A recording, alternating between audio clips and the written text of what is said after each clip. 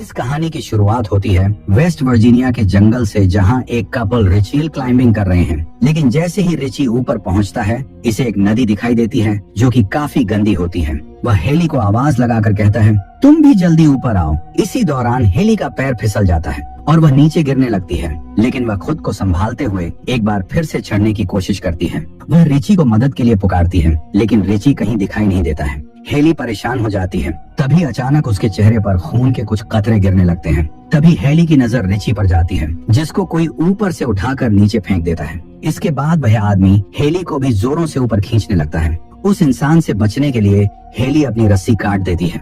रस्सी काटने की वजह से संभाल नहीं पाती और नीचे गिर जाती है। यहीं पर इसकी नजर रिची की लाश पर पड़ती है। वह काफी डर जाती है और इसी दौरान पहाड़ी से उसे कुछ आवाज सुनाई देने लगती है। वह अपनी जान बचाने के लिए अपनी गाड़ी की तरफ भागती है, लेकिन तभी अचानक उसका पांव एक ट्रैप में फंस जाता है और वह गिर जाती है। वह आदमी जिसने रिची को ऊपर से नीचे फेंका था, वह उसे खींच कर ले जाता है।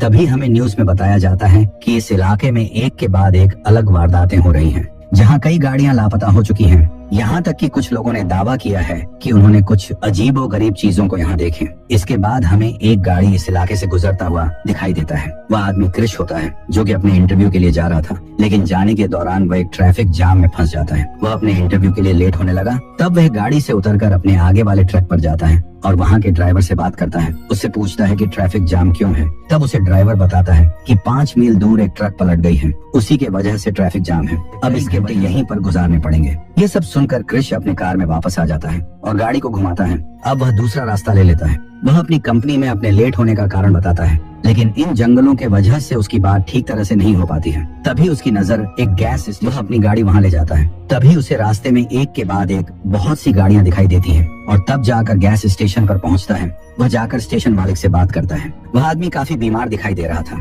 वहाँ पर उसे एक टेलीफोन दिखाई देता है। वह अपने कंपनी में कॉल करता है, लेकिन फोन डेड है, इसलिए उसकी बात नहीं हो पाती। तब वह गैस स्टेशन के मालिक से शहर पहुँचने के दूसरे रास्ते के बारे में पूछता है, लेकिन वह आदमी इसे कुछ नहीं बताता है। तभी उसकी नजर एक नक्शे पर पड़ती है। यहाँ उसे शहर पहुँचने के लिए एक कच्चा रास्ता दिखाई देता है। वह गैस स्टेशन के मालिक से उस रास्ते के बारे में पूछता है, उस रास्ते की तरफ निकल जाता है। वह एक ऐसा रास्ता है जो कि घने जंगलों से होकर गुजरता है। जाते हुए उसे 2 रास्ते दिखाई देते हैं, जहाँ एक रास्ते पर शॉर्टकट का साइन लिखा होता है। वह अपनी गाड़ी को कच्चे रास्ते की तरफ ले जाता है। उसकी नजर अचानक एक मरे हुए हिरण पर जाती है।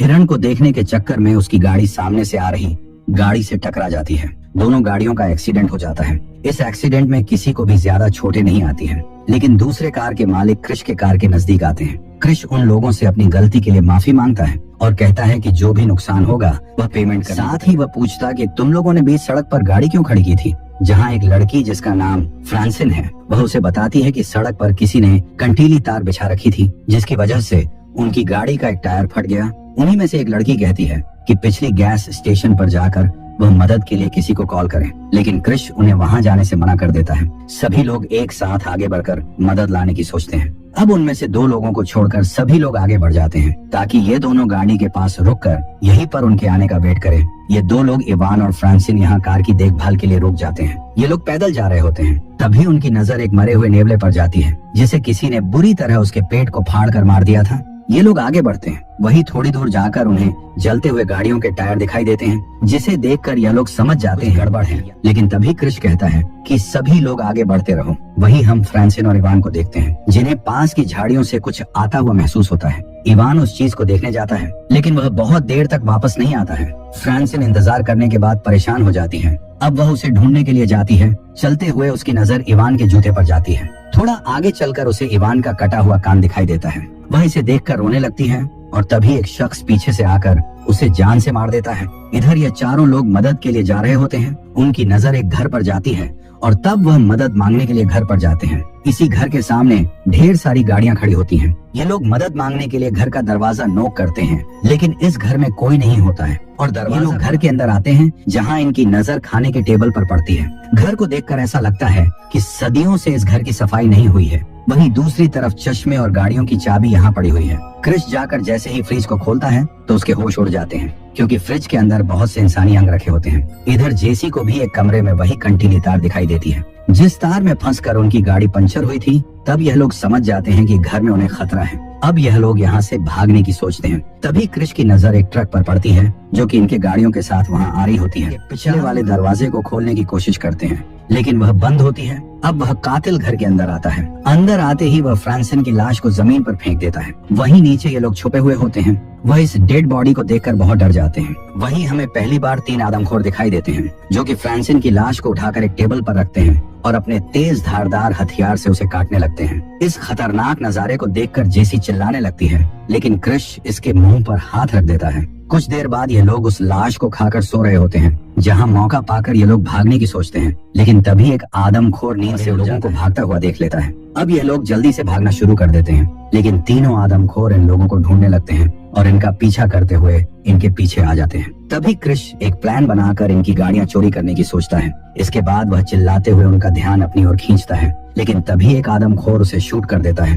गोली जाकर उसके पैर में लगती है। वह बुरी तरह घायल हो जाता है। यहीं पर स्कॉट हमें दिखाई देता है जो कि जंगल में भाग रहा था। जैसे ही स्कॉट की नजर ट्रक पर जाती है वह इसे चुराने की सोचता है लेकिन उसी वक्त एक तीर उसके सीने में आर पार हो जाती है। जब आदमखोर स्कॉट को मार रहे होते हैं ये लोग वहाँ से ट्रक चुरा कर भाग जाते हैं लेकिन थोड़ी दूर जाकर ट्रक फंस जाती है। छोड़ना पड़ता है। अब ये लोग जान बचाकर भागने लगते हैं। शाम हो चुकी है। इधर आदमखोर उन लोगों को ढूंढने के लिए निकल पड़ते हैं। ये लोग भागते हुए एक जगह पर आराम करने के लिए रुकते हैं जहाँ करली इन्हें ऊपर देखने का इशारा करती है। ये लोग जैसे ही ऊपर देखते हैं काफी खुश हो जाते हैं क्योंकि यहाँ एक वॉच टावर होती है।